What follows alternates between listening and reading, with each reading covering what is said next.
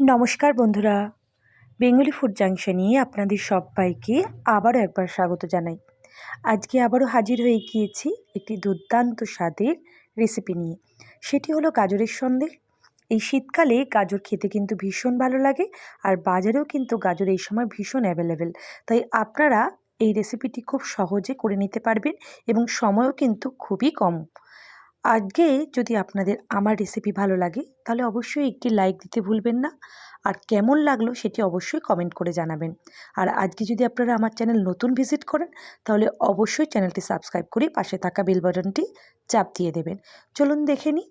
এখানে আমি নিয়েছি গাজর, যেটি এখানে আমি দিল্লির গাজর নিয়েছি, আর নিয়েছি কনডেন্স মিল্ক। এই গাজর কিন্তু লোকাল গাজর না। এই গাজর দিয়ে গাজরের হালুয়া, গাজরের মিষ্টি বা গাজরের যে কোনো ধরনের ডেজার্ট আইটেম ভীষণ ভালো লাগে। আর এখানে নিয়েছি আমুল গোল্ড দুধ 1 লিটার মতো, যে দুধ দিয়ে আমি আজকে ছানা তৈরি করে এই সন্দেশটি তৈরি করব। একটি পাত্রে প্রথমে ভালো করে দুধটি ফুটিয়ে নিচ্ছি। শীতকালে আমাদের বিভিন্ন ধরনের পায়েস, মিষ্টি, সন্দেশের মধ্যে এই গাজরের হালকা মিষ্টি সন্দেশটি কিন্তু ভীষণ জনপ্রিয় এবং খেতেও কিন্তু খুবই ভালো লাগে। আপনারা খুব সহজেই কিন্তু এটি বাড়িতে তৈরি করে নিতে পারবেন। দুধটি জাল দিয়ে নিচ্ছি। দুধ ফুটতে শুরু করলে তারপর এটি আমি ছানা কেটে নেব। দেখতেই পাচ্ছেন দুধ ফুটে উঠেছে। এরপর এখানে আমি 2 মুটকি মতো ভিনিগার অ্যাড করেছি। ভিনিগার দিয়ে এবার আমি গ্যাসটি একদম লো করে দিয়েছি। দেখতেই পাচ্ছেন ছানা মোটামুটি কাটা হয়ে এসছে। আর একটু ফুটিয়ে নিলেই ছানাটি ভালোভাবে বেরিয়ে আসবে।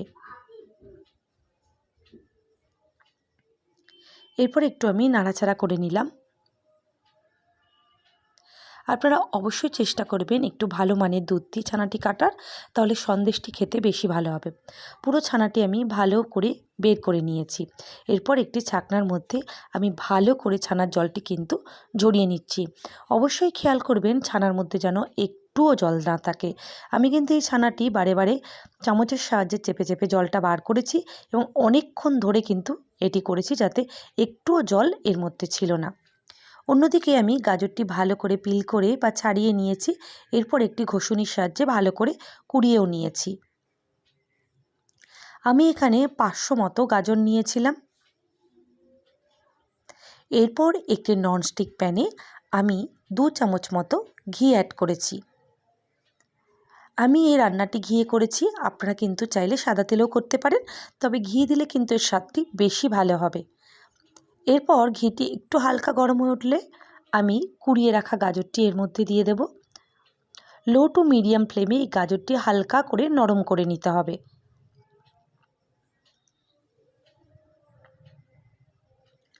এই রেসিপিটি কিন্তু খুব সহজেই বাড়িতে থাকা জিনিসগুলো দিয়ে তৈরি হয়ে যায়।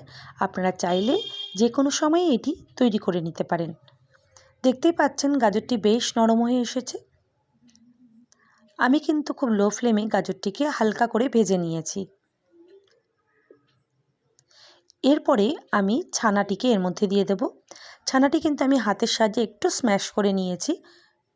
একটু জমাট বাঁধা হয়ে গিয়েছিল, আমি হাতের সাহায্যে একটু ভেঙে ভেঙে নিয়েছি। এরপর আমি গাজর ও ছানা ভালো করে মিশিয়ে নেব। এটি কিন্তু বেশ ধৈর্য সহকারে ভালো করে মেশাতে হবে, আর এই সময় কিন্তু গ্যাসের ফ্লেমটি একদমই লো রাখতে হবে। দেখতেই পাচ্ছেন বেশ সুন্দরভাবে মিশে গিয়েছে। আপনাদের কিন্তু ভালো করে খুন্তির সাহায্যে ছানা আর গাজরকে একে অপরের সাথে মিশিয়ে যেতে হবে, আর গ্যাসের ফ্লেমটি কিন্তু লোতে রাখতে হবে। এখন আমি এখানে 1 বাটি মতো কনডেন্স মিল্ক এর মধ্যে দিয়ে দিচ্ছি। অবশ্যই চেষ্টা করবেন কনডেন্স মিল্কটি দেওয়ার। চিনি দিয়েও আপনারা এটি করতে পারেন, কিন্তু কনডেন্স মিল্ক দিলে এই সন্দেশের পাকটি কিন্তু বেশি ভালো হবে। কনডেন্স মিল্ক দেওয়ার পরে এখানে আমি অ্যাড করছি 1 কাপ মতো দুধ। এরপর আমি সমস্ত কিছু ভালো করে মিশিয়ে নিচ্ছি। আমি কিন্তু এই সন্দেশটি একটু কম মিষ্টি রেখেছি, বেশি মিষ্টি আমার ঠিক পছন্দ না। আপনারা চাইলে আপনাদের টেস্ট অনুযায়ী চিনিটি ব্যবহার করবেন বা কনডেন্স মিল্কটি ব্যবহার করবেন। এবার এটি ফুটতে শুরু করেছে এবং খুব সুন্দরভাবে নরম হয়ে যাবে। আমি ঢাকা দিয়ে এটিকে রেডি হতে দেব। দেখতেই পাচ্ছেন দুধ পুরো শুকিয়ে গিয়েছে এবং কনডেন্স মিল্কটি এর মধ্যে সুন্দরভাবে মিশে গিয়েছে। এরপর আমি খুন্তির সাহায্যে নাড়তে থাকবো যতক্ষণ না পুরো মিশ্রণটি সুন্দরভাবে কড়াই থেকে ছেড়ে যায় এবং এর পরিমাণটিও একটু কমে আসবে। আস্তে আস্তে বেশ সুন্দর গামাখা ভাব হয়ে যাবে।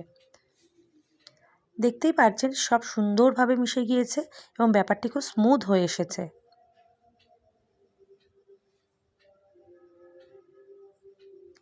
এরপর একটি পাত্রে আমি এখানে একটু ঘি ব্রাশ করে নিয়েছি। পুরো জিনিসটি এরপর এখানে আমি তুলে দিচ্ছি। এরপর একটি খুন্তির সাহায্যে পুরো সন্দেশের মিশ্রণটিকে আমি বাটির মধ্যে ভালো করে চেপে চেপে বসিয়ে দেব, কারণ এটি এখন গরম রয়েছে, এটিকে চাপ দিলে সুন্দরভাবে এটি লেগে থাকবে। ব্যাস, এটিকে কিন্তু পুরোপুরি আপনাদের যতক্ষণ না ঠান্ডা হচ্ছে রেস্টে রাখতে হবে। তারপরে একটি চাকুর সাহায্যে আমি এটিকে সন্দেশের আকার করে টুকরো টুকরো করে কেটে নিয়েছি। দুর্দান্ত স্বাদের খেতে হয়েছিল। আপনারা অবশ্যই একবার বাড়িতে ট্রাই করবেন। আশা করি আমার রেসিপি আপনাদের আজকে ভালো লেগেছে। সবাইকে অসংখ্য ধন্যবাদ ভিডিওটি দেখার জন্য। সবাই খুব ভালো থাকবেন, সুস্থ থাকবেন। দেখা হচ্ছে পরের কোনো ভিডিওতে। শুভরাত্রি।